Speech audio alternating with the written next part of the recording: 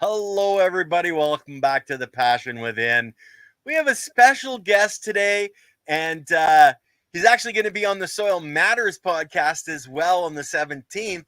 But we've got him on The Passion Within to talk about who he is, and what he loves to do. And I'm not going to go into introductions if you guys haven't watched. I've got a bunch of shorts and a short video that I've done talking about who Claude is. But Claude Roberts and from is it Anatis or I don't speak French. My wife's saying it might be pronounced differently, Claude. So you can pronounce it Anatis. Anatis is the proper way but you could say Anatis too. In fact, Anatis is a Latin name. It's a name of a ladybird beetle, ladybug. Okay. So I wasn't trying to pronounce a French word that I didn't have any clue if it was French or not. Okay. It's Latin. Well, anyway, guys, Claude Roberts, welcome to The Passion Within. You're such a passionate man about bugs and everything to do with bugs. And the first question, because it's one that's been eating at me, is do you ever have nightmares about bugs?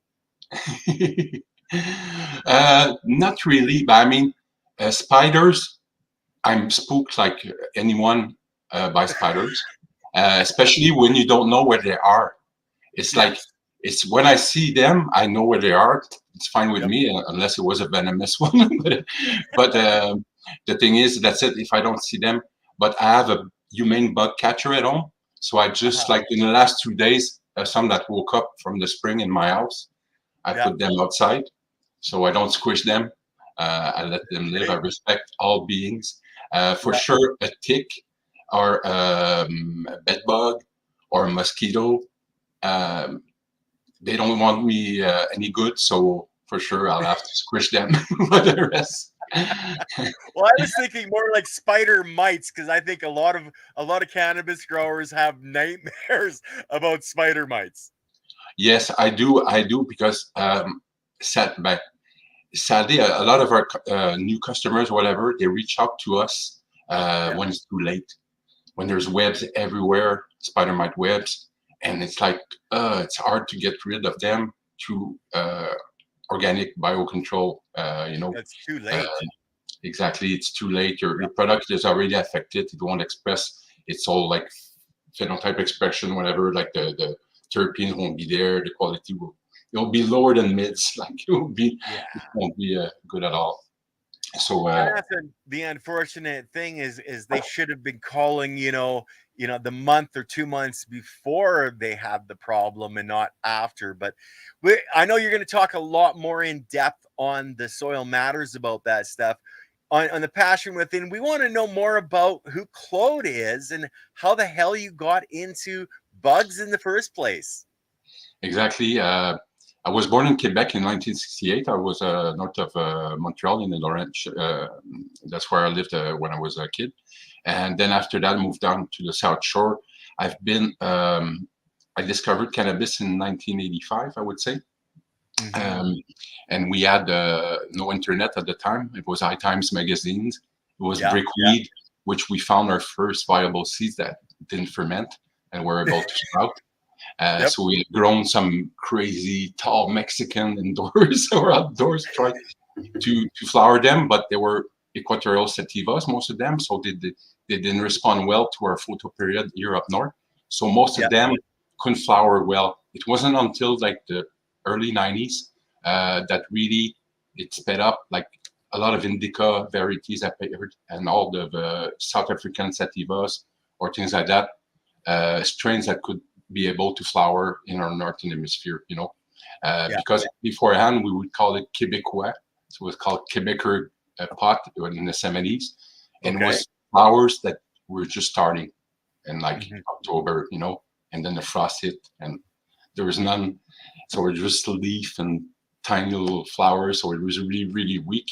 There was all the import wheat back in the days and everything. And Montreal was the hash capital of the world with Kathmandu and Amsterdam, were the three main ports in the world, So we have a long history, and it wasn't, that's it, until the early 90s And then they called me the Druid because I grew the first skunk #1, Northern Lights #5, some Silver A's that would flower for 12 to 14 weeks, some Northern Lights #5A, some all these crazy strains. The first Durban poison, we found all these, and people never have seen this. We couldn't, there was no outdoor store, so we had to go to gardening stores, and we had to adapt ourselves to things differently. There was no high pressure sodium lamps. There was just metal halide lamps that we would get from building supply companies, whatever, and retrofit them. And then the first sodium lamps appeared in the first sun circles.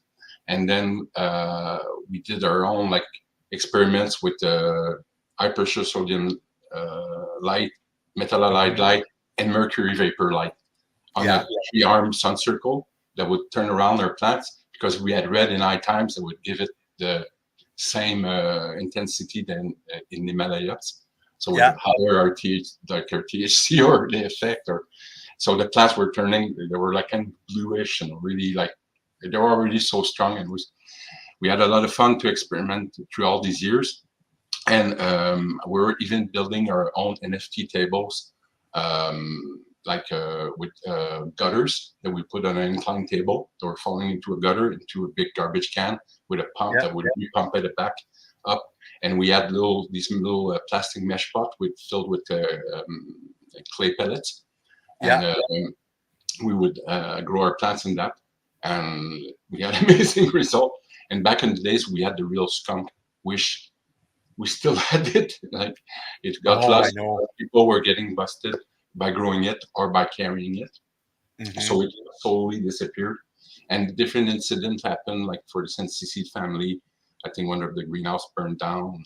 They lost some strain. It wasn't the original ones that were still around. So what they're selling now as super skunk doesn't contain the same sulfur compound. No. Because in '94 we were growing super skunk, and you could smell it in the whole neighborhood. We're on the 3rd floor of the building in the east end of Montreal, and or just carrying around, like everybody would like, what's going on? What's going on? Where's the skunk? Yeah. Well, I remember those days, and I want to give a shout out to Mad Dog. He's actually joining us from Northeast England. Wow. So right on, Mad Dog. Glad to see you here, brother. Yeah, and in Canada, the seeds are legal. They were legal, I mean, back in the days, but not in the UK. So all our seeds we got from Amsterdam or the UK. It's funny because we're a country of the Commonwealth, and the same rule doesn't apply. It's kind of funny that way. So that was part of my.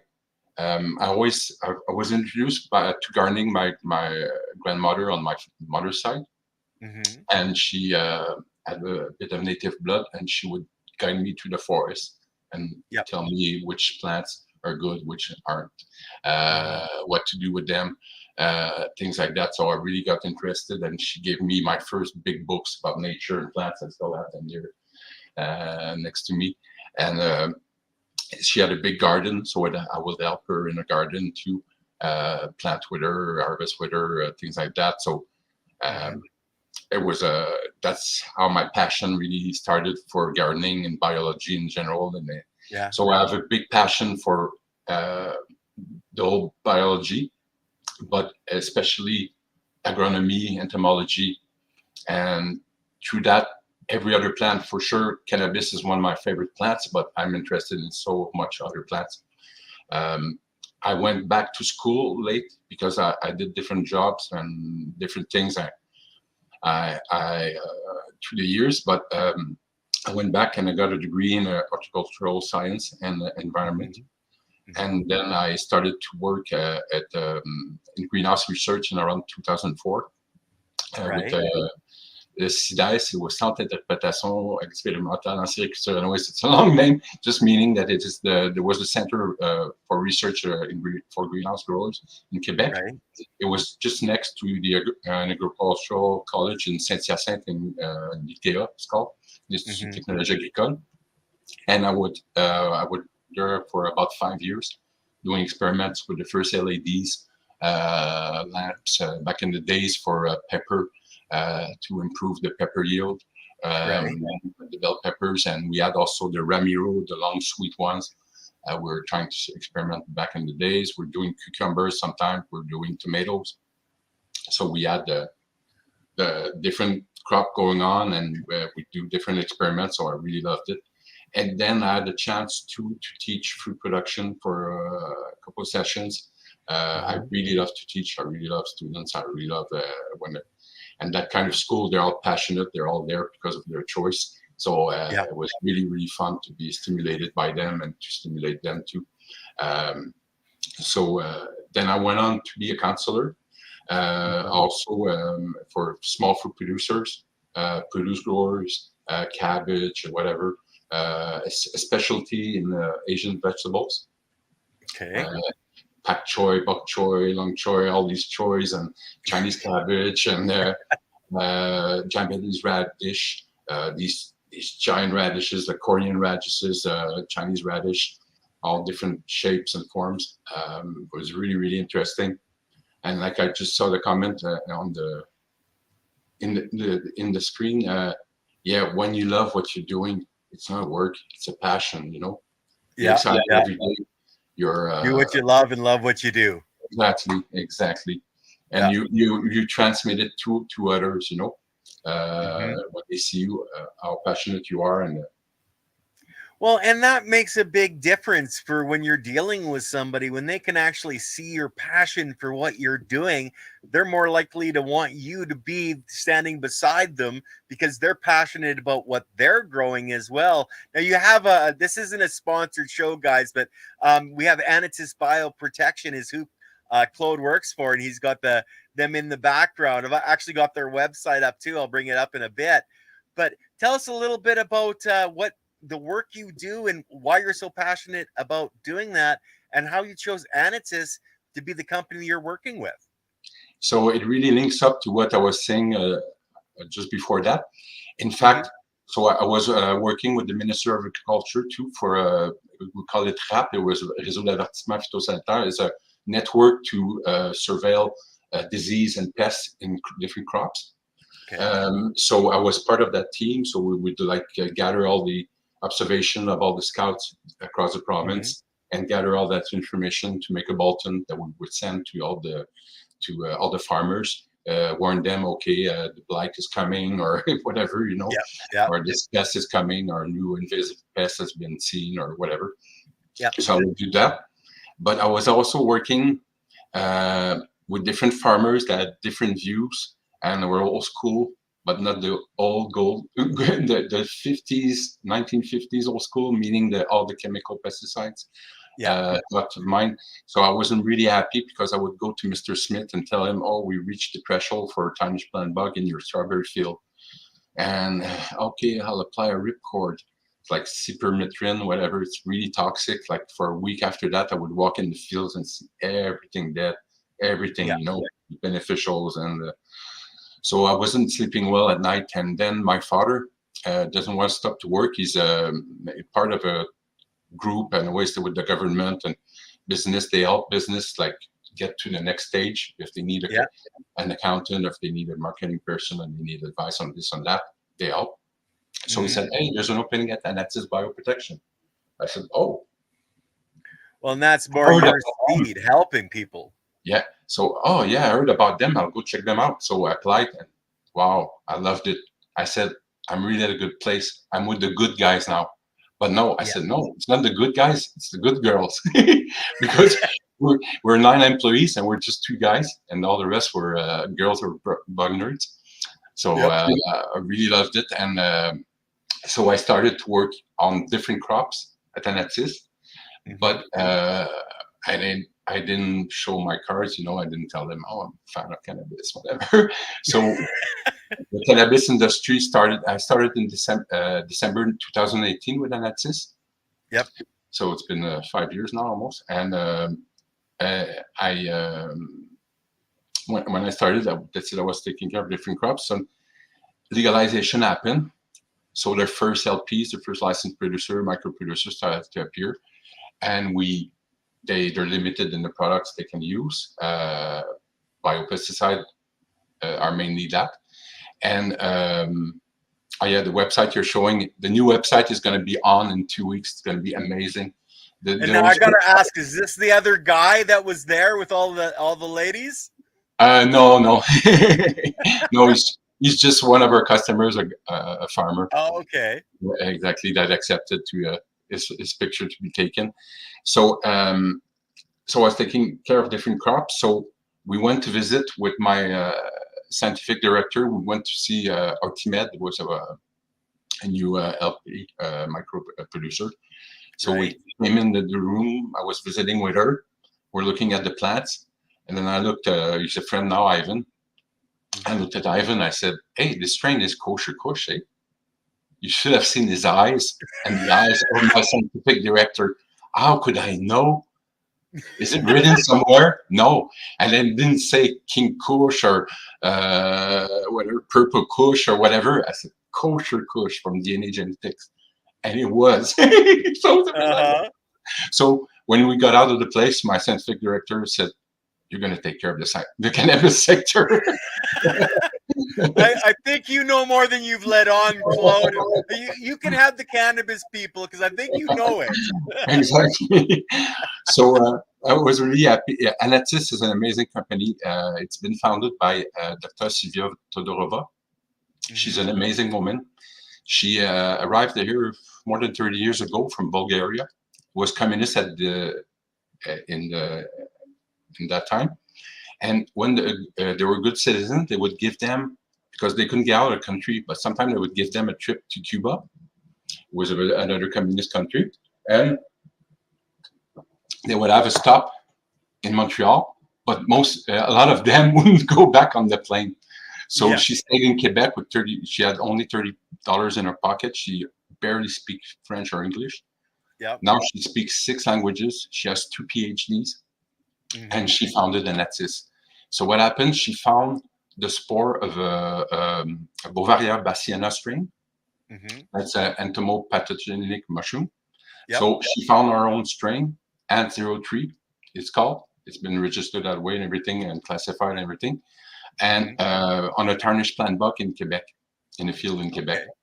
So she developed the product, did research, did all the approval, founded the company, got production started, everything, did the first sample, the first whatever. And now we're approved in a couple of countries. We're distributed in the US by BioSafe. We're distributed across Canada by us, by Plant Prod, by Royal Brinkman, by Nutrien-Ag, by TerraLink. Everybody distributes our product. We are Beauvaria bassiana strain that's approved for use in California too.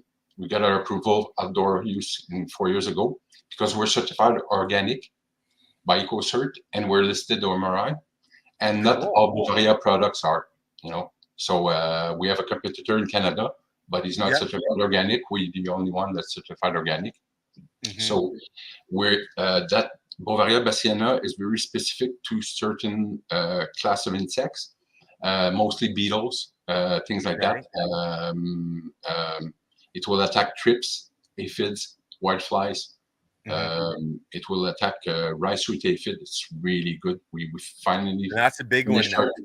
We finally finished our trials with Dr. James Coupland from Forest Farm Research at Carleton University in Ottawa.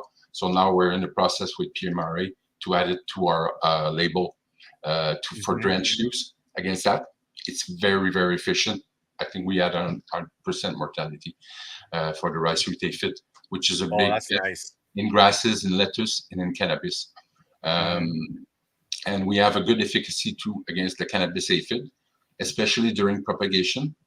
When you spray it on the cuttings when they're propagating, due to the relative humidity that's really high, 80 to 100%, we get them all. We did a big trial with a big West Coast producer, and wasn't just bro science, was really exactly protocol and everything, and we're really impressed about it because it is a good tool in our toolbox. So Anatis was founded that way.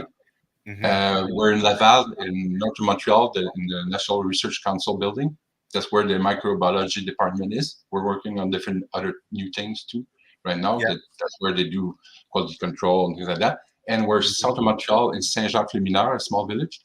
That's where the headquarters is, and our offices, and the insect farms. So she, just after she had worked on that product called Bioceres, and now called BioTitan, it's the same formula for outdoors. We have a wettable powder, we have a emulsifying liquid. It's an oil-based, it's an organic sunflower oil.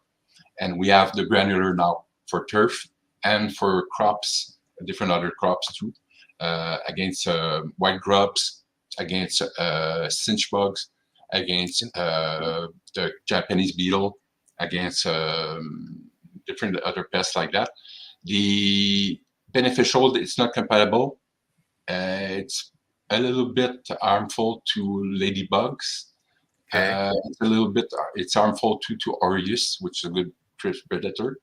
So when we're using it in indoors or greenhouse facilities, we mention it, and we mention it also for people that are using it outdoors too now, the BioTitan in their field crops instead of using chemical pesticides. Yeah, exactly. Bro science can be interesting. Yeah, exactly. And if you notice, Ron Harrington jumped on and said he's gonna have, you guys got to get out for dinner when you're at Grow Up again. Oh, nice. Okay, yeah, I remember this gentleman. Yes. Yeah. I love these events, the Grow Up event, even the Lift, the Cannabis Montreal Expo too. All the events I can be at, the Grow Up that happened in Victoria was amazing too. I love these events. I love people. I love meeting them and sharing things and finally seeing them in person. People I've just written emails with before and things like that. And I'm going to be all amazing people at these events. You know, it's a wonder that there isn't more events like this, or we should have more events like this. Yeah, exactly. And to just not finish on Anatis, but I mean, so she founded that first predatory mite farm, South Montreal. So we're a Canadian-based company. That's what differs us from the others too, the other big players. I won't name them, but so we're Canadian-based. But we do work with another Canadian-based company, Applied Biodynamics. They're in North Saanich on Vancouver Island. I call them Spencer's and Son. They're amazing people. Brian and his two sons, David and Adam. And they rear different insects, predatory mites that we don't have, that we don't do ourselves. So everything we do ourselves, and what we don't do, we get from our. Oh, I think you froze up, Claude, or you come. Okay. Oh, there you're back. You're moving again. Okay, great. So just to say, if people miss what I was saying, so everything we do ourselves are in Canada. So it's not produced overseas and shipped here, refrigerated. Yeah. So there's a lot more freshness to our products, and it's all produced here, and we pay living wages here to people, and it's all controlled and everything. And so we really love to work with Applied because we got some people may be familiar with Hypoaspis, now known as Stratolelaps. It's a predatory mite that we use against fungus gnats or their soil dwelling. Other soil pests like they will also eat pupa of thrips and pre-pupa of thrips. So we have its cousin Gallolelaps gillespii that was found by David Gillespie from Agriculture Canada many years ago, but they only found it in BC. Never found it south of the border. We know it is there, but USDA and whatever blocked it. So we're just able to sell it across Canada. So the other big guys never commercialized it, but we know that's more efficient. It's more of a surface dweller too. So people that are using, they're not organic, they're using rock wool, whatever. It's going to work better for them. So we're from living soil to rock wool. It really works well. These predatory mites. So it's one of their exclusive products, and we are also marketing our new star. It's one of their exclusive product too. The Anatis Bioprotection, the crazy mite.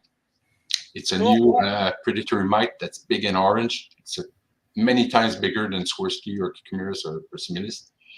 It is a hypergeneralist predatory mite.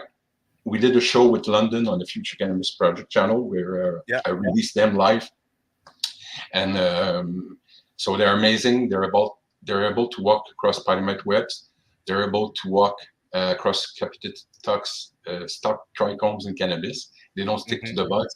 So they're really good predator for the cannabis industry that don't want to contaminate its product with beneficial, because aureus will stick in the bud sometimes.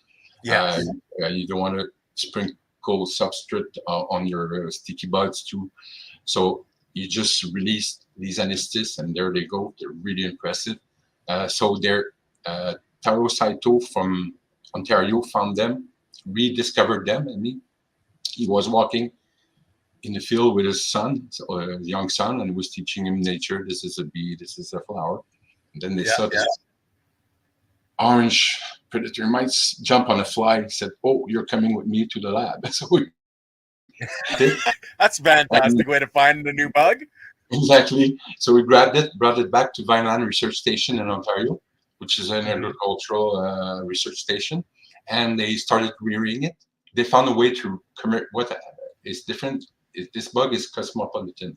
You can find it in your yard. As a kid, I'm sure everybody has seen them, because as kids we were more on the ground checking bugs, and that we're now occupied in our other spheres or whatever. So kids, we would really notice in the summertime they run on the rocks when it's really hot. You see them. Some kids would squish them, and I wouldn't never do that. I mean, squish them, and it leaves a little drop of blood, And they, so we found a way to rear them commercially. That's what is different, in fact. So we do have a question that I'd like, actually, if you have an answer for it. I got a bit of green fly at the moment. How does a person get rid of green fly? This is the gentleman that's over in England. Oops, that's a pest. Might have another name. I'm not familiar with it. Which crop is it affecting? Is it indoors? Cannabis. Cannabis? Yeah. Green flies. Oh my God. I wonder if it's green lacewings. Okay, I mean green lacewing. We rear them. We sell them as eggs on jute springs, and we have loose eggs, and we have the larvae. And we also does its cousin Micromus variegatus, the brown lacewing.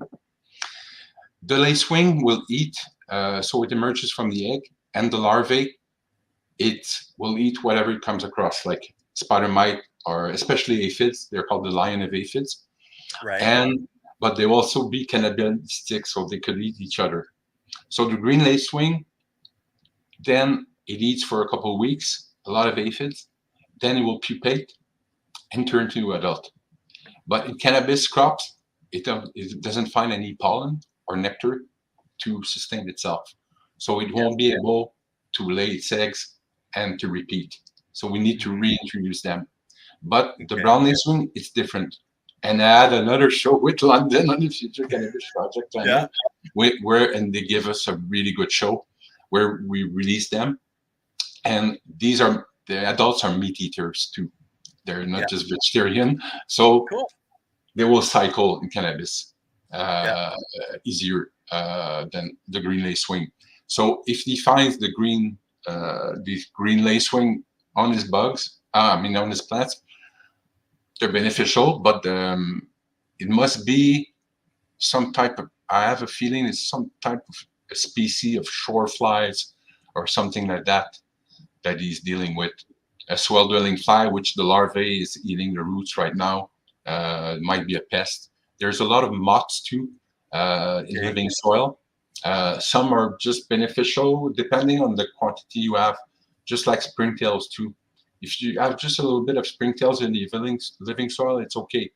If you have a lot, then it becomes detrimental, because they're going to compete and they're going to hurt your roots constantly.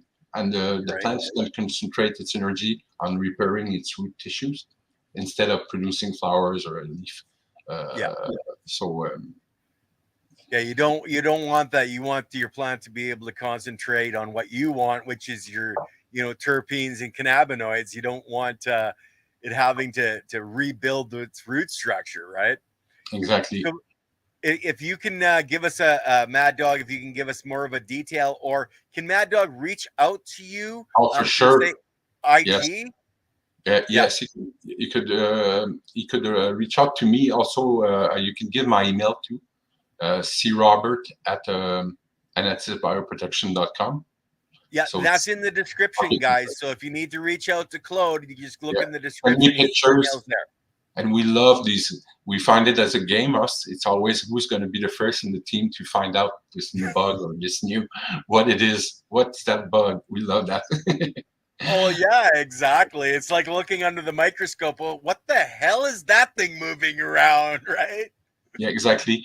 Yeah, what she just Lily, what she just wrote. That's why we market our bugs with the Latin name. We don't give him another name. We gave a nickname to the crazy mite, the Anatis Bioprotection, but usually we keep the Latin name so that way people. The Latin name is a universal language to identify pest or disease or whatever. So we know that if I meet somebody from Czechoslovakia, from the Czech Republic, or a searcher from Japan, we're talking about the same pest, Exactly. the same bug. Because it's also the crazy mite is also known. Its other name in English, it's the whirligig mite. Mm-hmm. So, but and it says Baccarum, everybody in the world, but that's in entomology at least, will know where we're talking about. Well, and that's the thing. Like when you're dealing with this type of stuff, because it's a global thing, you want to have the same name for the same pest, and then everybody knows exactly what you're talking about. Exactly. Yeah. So I'm gonna bring up your IG for a second, because there's something on here that I just like. What the heck kind of pipe is that, brother? Like, I've never seen one like that before. The first prototype of the sublimator. Ah, okay. Yeah, the first prototype of the sublimator. I met this crazy guy in Amsterdam years ago. Enrico Bouchard. So he's a bit I think I don't know if he's back in Canada or he's still in Spain or whatever. I lost track of him, but I met one of his good friends, Class in Session 666 on YouTube. This crazy guy that works for Clonetics now, I think, too, producing different crazy cultivars, and he's always been involved in that. I met these two guys in Amsterdam, and they introduced me to the sublimator. A really fantastic way to have concentrates. It produces kind of a vortex kind of effect. It vaporizes. It goes from solid to vapor. It sublimates. It's a sublimation that happens. Sorry, it's not a vaporization. It's a sublimation that happens. Yeah. And different. It's more fancy electric nail in a way concept, that kind of thing. Yeah. Okay, green flies are type of fungus gnat from what I've seen. Okay. So fungus gnats, we have different ways of getting rid of them. Some people would just put a layer of sand on top of the plant. Some people would use BTI, Bacillus thuringiensis, the Israelensis variety, which is a bacillus that will kill all the tourist fly. So you could put, they sell some pellets. I don't know if they have them in England with the BTI and you just put it in your water reservoir. You water your plant with it. That's a way. You use sticky traps to get the adults, because the adults will live for a long time and they will repurpose. The adult itself is not the real pest unless it sticks in your butt. It's the larvae that's eating your roots. That's the pest. Really, that's the nuisance. So the larvae will eat the roots. So for sure, it doesn't help the plant. And it's also creating entry and it will also carry Fusarium or Pythium, these disease in the root that happens in the root system.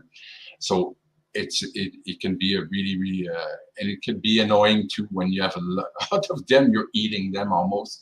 I visited facilities before we had my first visit when I got to see their place, and I was eating them.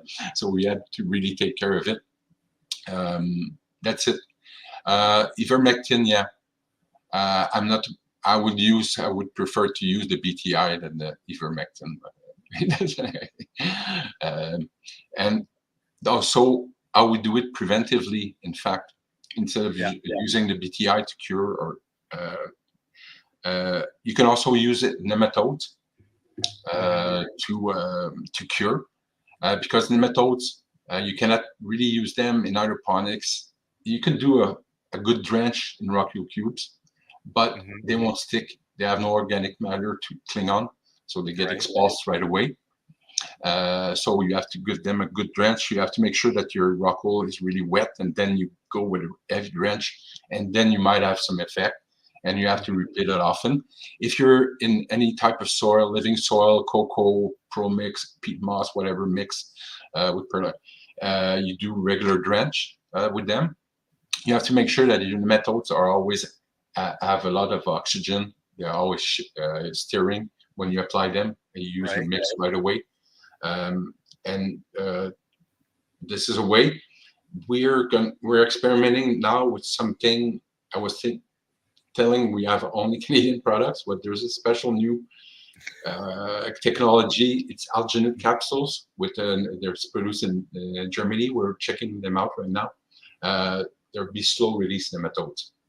So we put them, incorporate them in the soil, and they'll be released slowly as you water your plants.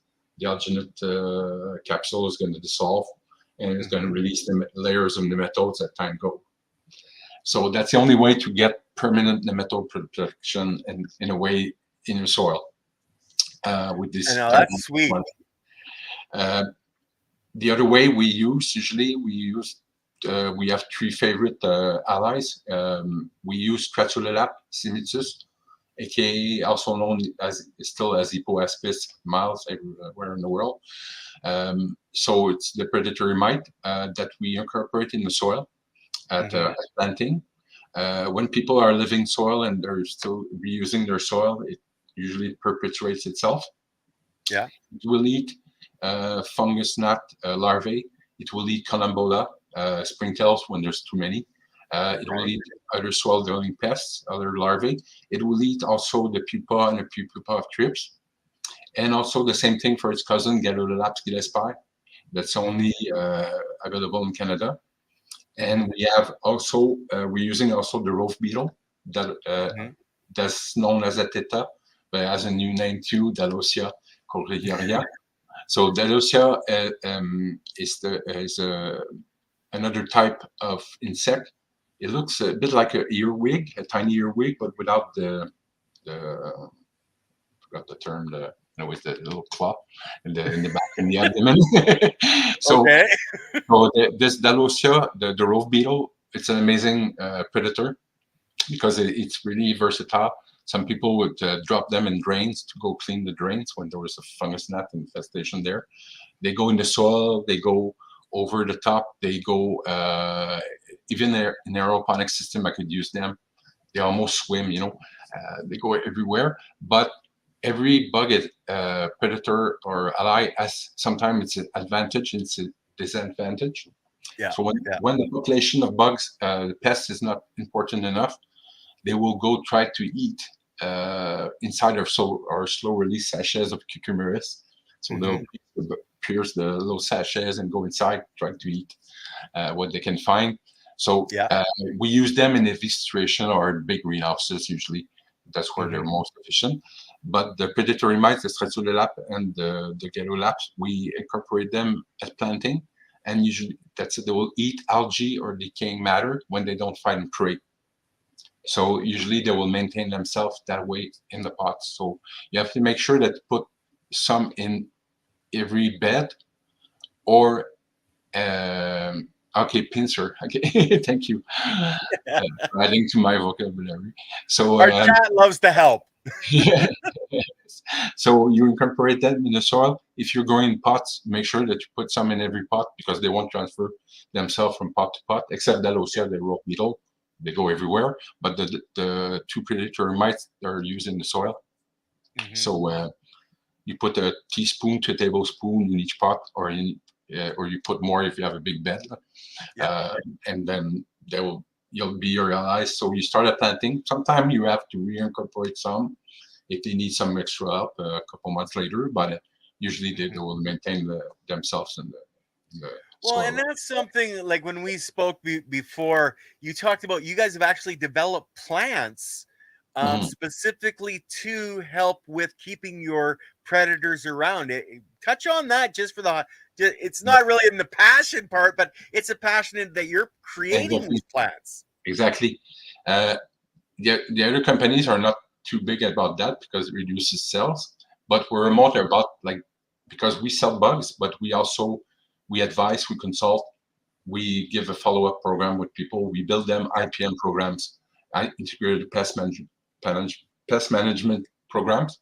So we get the area size, the number of plants, the size of plant, the stage, the crop, the pest, the history, the relative humidity, the temperature they're dealing with, this type of substrate they're using, the vibe at the place, where it's situated, everything. It all affects it. We go and visit and we build them a tailor-made plan, preventive plan or intervention plan with the pest or disease they're dealing with. And that's the way it really works well, prevention. So with organic, for biocontrol, it's prevention, because if do I have to do an intervention, usually I advise people, recommend do a reset, save your genetics, do cuttings, do a reset. It's gonna cost you a lot more and you're just gonna buy bugs, and you're gonna control it, but you won't get rid totally of it. We want to eradicate or under detectable levels. So to help us, it's not us that invented us, but we're developing it. We're doing a lot of research with it. We're working with different research people and everything. And in the cannabis sector, now the legal cannabis sector in Canada, all the QA, the quality assurance people, QP, whatever, they were all from the pharma sector and the food processing sector. So when they arrived in the cannabis industry, they weren't just applying good agricultural practices, Canada GAP or GAP. So they were applying too strict measures, so they wouldn't allow any non-cannabis plants inside the facility. So with the help of Jason Lemay, University of Guelph, that really finally got the whole, because I tried so long, but I would never get an answer from the Health Canada people to finally a definitive answer. Can we use non-cannabis plants in cannabis facilities to help with our IPM programs? So we do it already very easily with produce growers that are convinced about it. Exactly, reset, prevention, and exclusion and destruction are the first part of a pest control. Then you do prevention, then you work on the things. So finally, we got the letter, the email that tells us there is no rule against non-cannabis plants in cannabis facilities, as long as you're not selling, because you can use indicator plants like bean plants that you grow with cannabis. And the bean plants are going to be more attractive to spider mites than the cannabis. So if you have a spider mite issue, you'll see it first on the bean plant, so you can remove them or just treat your bean plants, and then or launch your predator mites from the bean plants to go and intervene in the rest of the garden.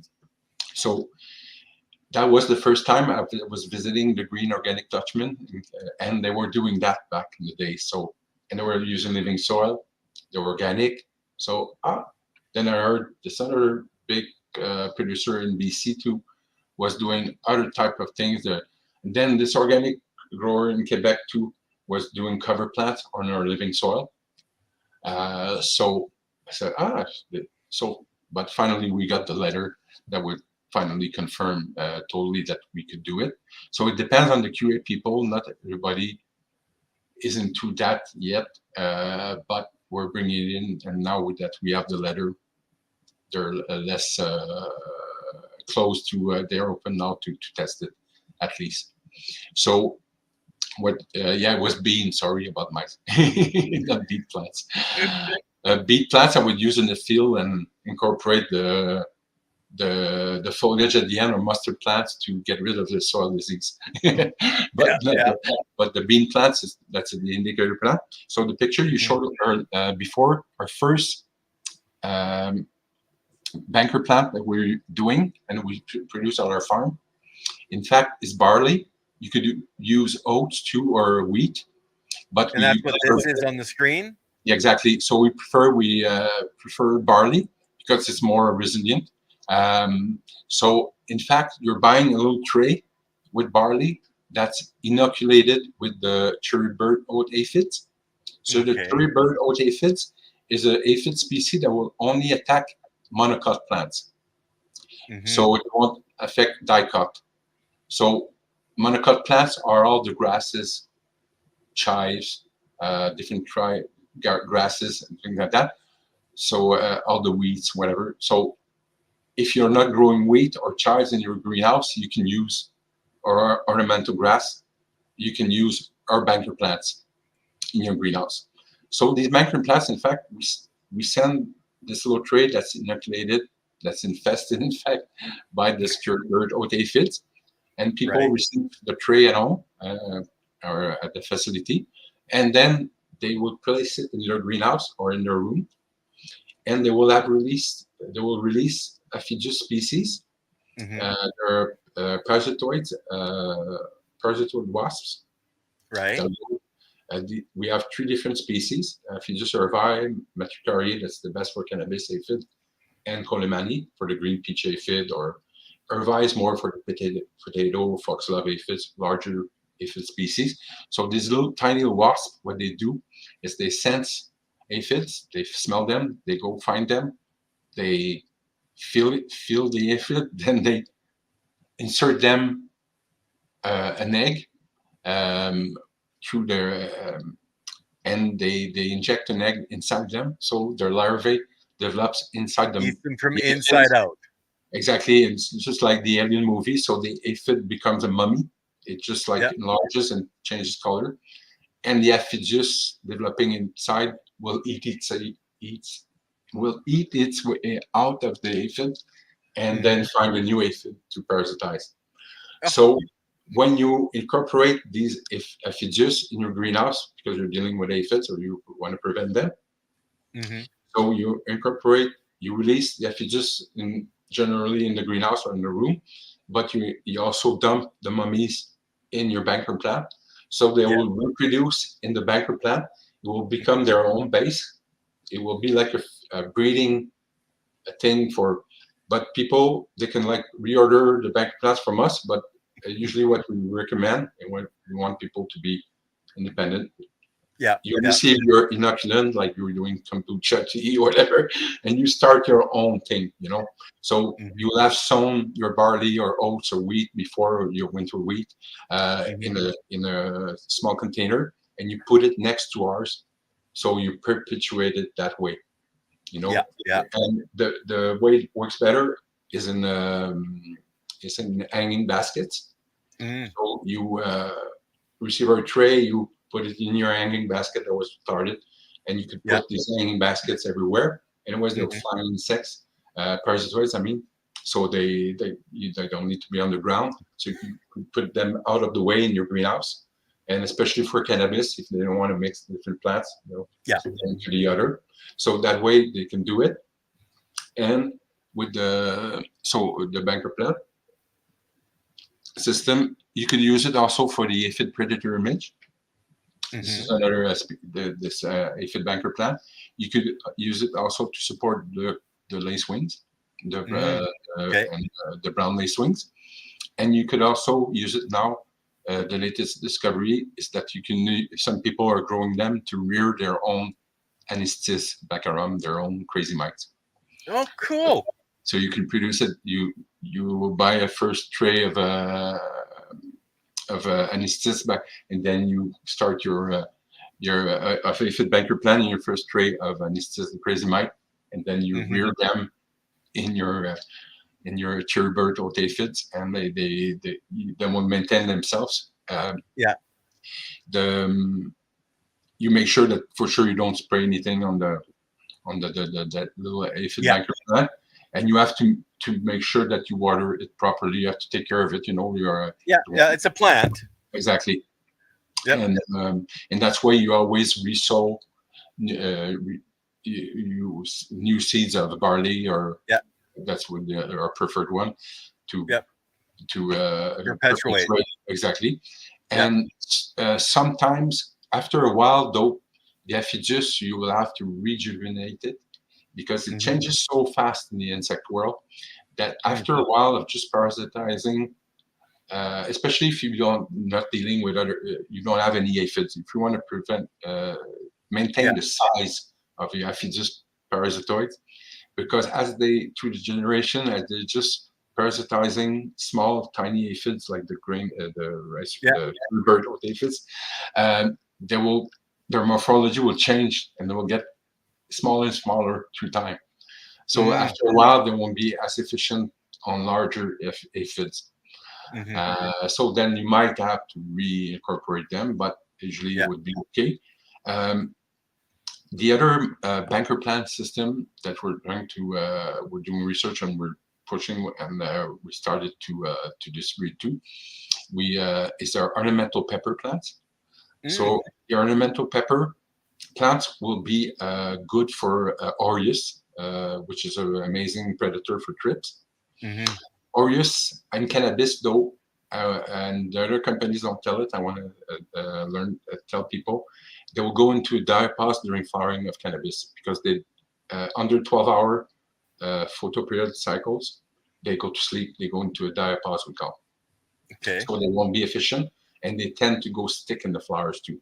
So aureus, I still use them in cannabis growing, but with mother plants, with vegetative stage, and that's about it now. Okay. I use different predators now. I changed my strategy because of these facts. You'd just be wasting your money. They'll be to a diapause. There'll be maybe some will start to work in the beginning, but they stick in the buds too. It's not a good thing. They can contaminate the product. Yeah. But if you use it in your mother room plant, in your veg, they're a really good predator of thrips. They're not compatible with Bovaria though, so another thing to watch. But for sure, aureus is still one of my favorite thrip predator. But because it eats a lot of thrips. It eats all stages. It goes, it flies and finds the thrips where they are, and it also kills for fun. It kills thrips all day just for pleasure. So something to do, man. I was bored. What do you want?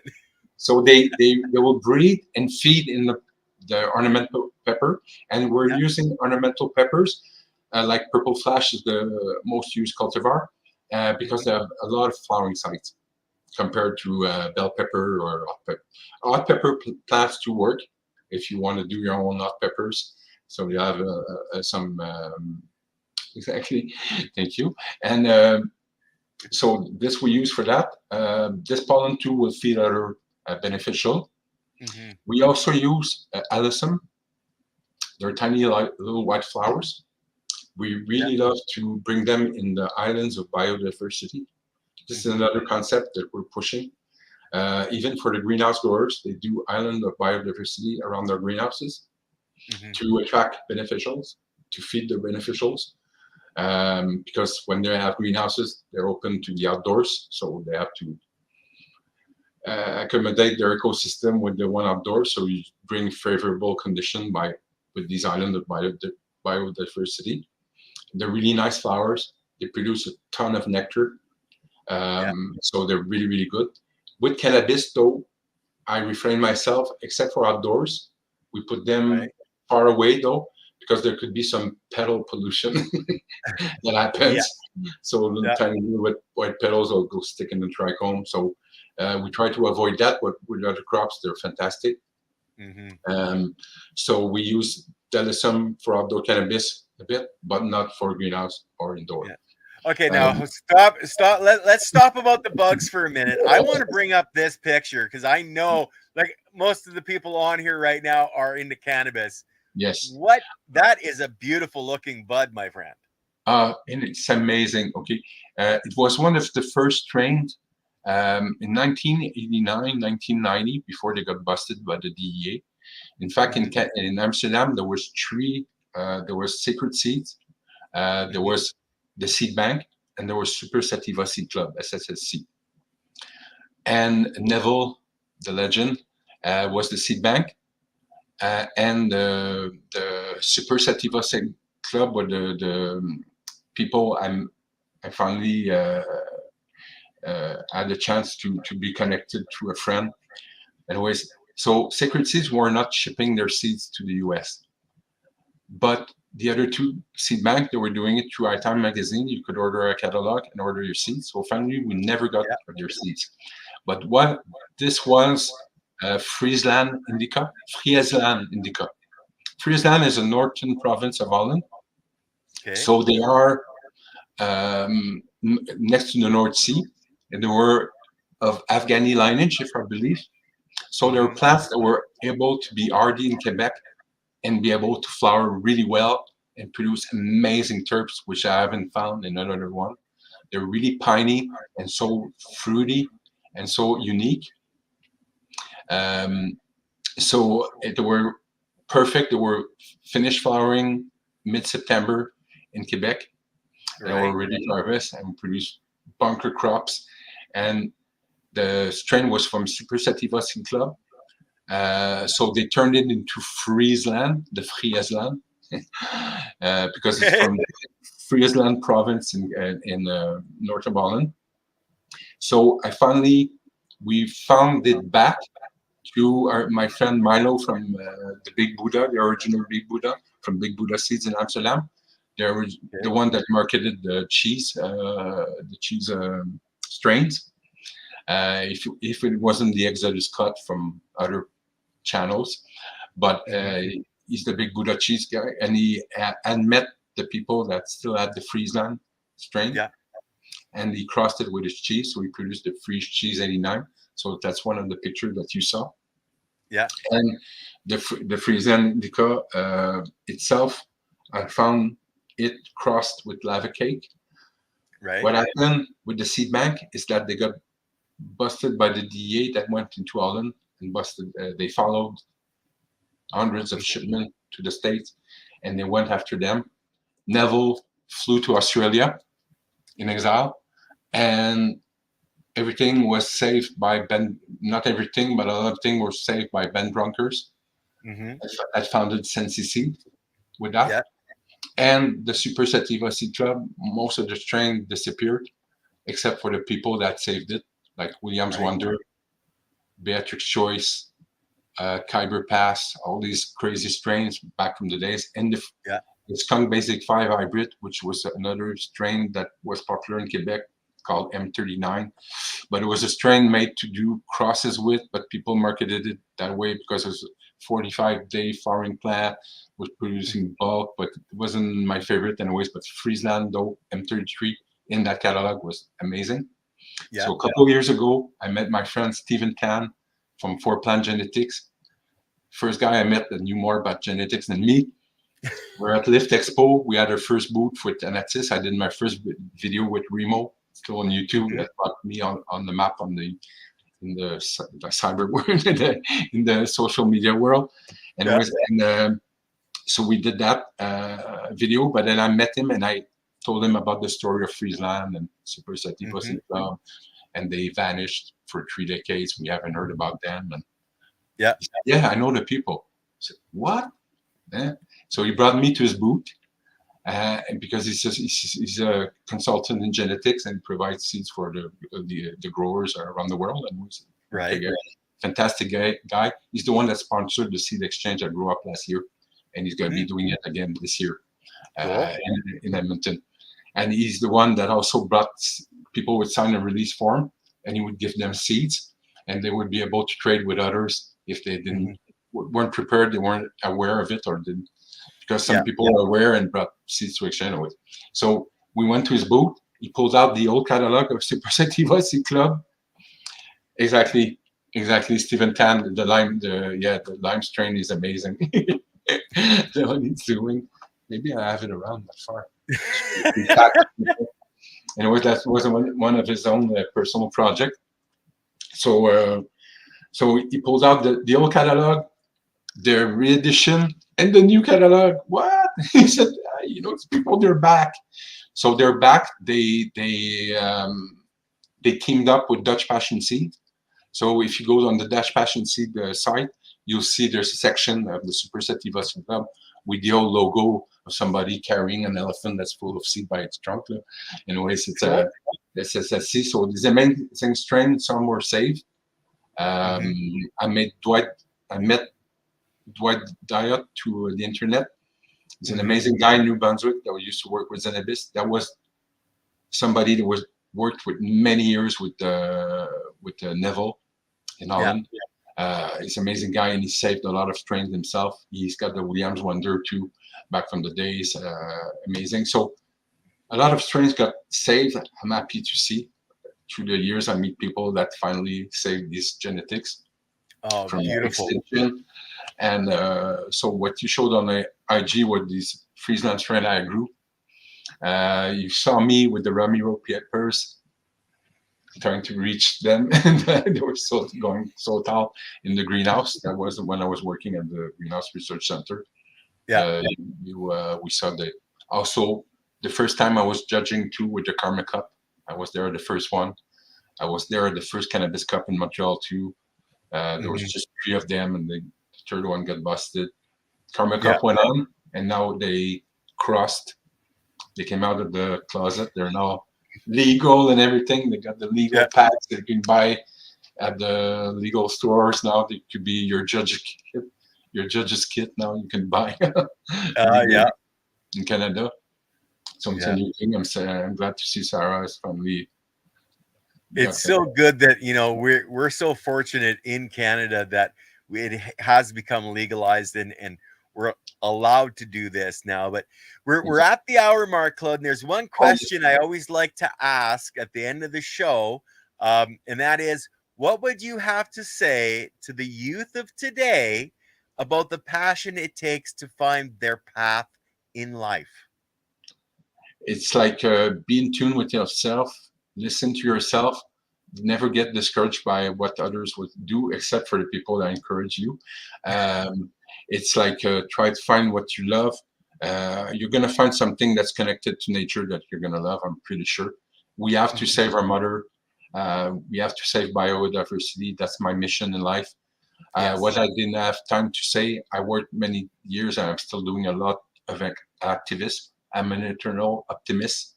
I'm not trying to be put down by everything bad that's happening.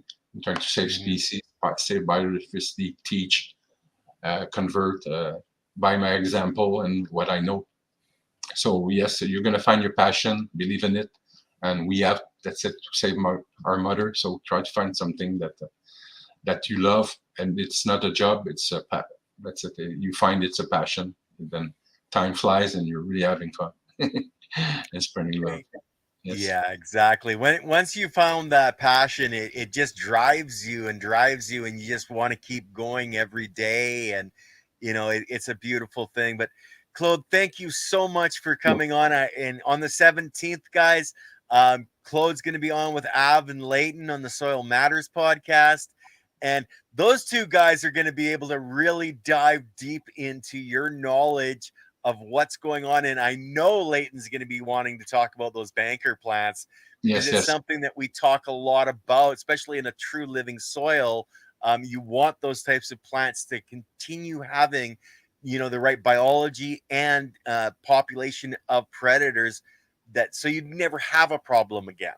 Exactly, because if people were doing permaculture, they wouldn't have a problem. A lot of biodiversity, permaculture, but sometimes with the monocrops and things like that, we have to bring kind of a balance in the biology. And we do it with passion. So Exactly. And guys, as I said, the links for Anatis and Claude's email are in the description of the show, so you can reach out to him if you have more questions. If you need Anatis to come to your grow and set up your IPM, if you're not sure exactly what you're doing, this is the company that you want to have, because they're not just about the money. They're about helping you to be better for everybody. So, I'm so impressed with the reason that the company is there and how they're helping people and not just looking for a paycheck. Exactly. It's a mission we have. So do you, other than the grow up, are there any other places that you're going to be at in the near future that people can hook up with you? I'm going to be at the Unicorn Cup this year. Okay, In me BC. too. I'm going to be at Grow Up in Victoria. I'm going to be at the new, after the one in May that happens in Edmonton. It's going to be an amazing event. I'm going to be at Lift in Toronto. I'm going to be at the Montreal Cannabis Expo in September. I'm going to try to attend as much meetings and events that I can. I like to travel and I love these events. I'm a social butterfly and I love to teach. And we have a booth too with our things, and I try to participate in everything. And my colleagues cannot believe my energy sometimes because they spend all day at the booth with me. And me, I was going everywhere, staying at the booth. And then at night, I would go everywhere. There's a social event happening everywhere. Well, that's because you're doing dabs on the way through, okay? You just keep going. It stimulates me. It doesn't affect everyone in the same way, but my brother and me, my younger brother, it really focuses us and gives us energy. So for sure, certain strains will be more relaxing, but Well, thank you so much again, Claude. You know, thank you, it's going to be amazing having you on with Av and Leighton because they know a lot more and understand a lot more than I do because I'm just a rookie still at this kind of stuff, right? Yeah, they'll be talking a lot about the soil ecology, mineral, organic and inorganic, and I'll be adding my touch with everything that's living in the soil that you exactly. And it's all about the biology. Exactly. Yeah. Okay, guys. Well, don't forget we got the OG's Power Hour on Monday. Then we've got the Soil Matters this week. We have Joshua Sundberg and his wife coming on. A couple of awesome people that Leighton did on a podcast with them on Future Cannabis Project last year, so they're coming back on. And of course, then the next week we have Claude back on, which is going to be another absolutely amazing show. So to the people in chat, thank you very much. Like, subscribe, share with your friends, and we'll see you guys on the next one. So peace out, everybody. Yeah, take care.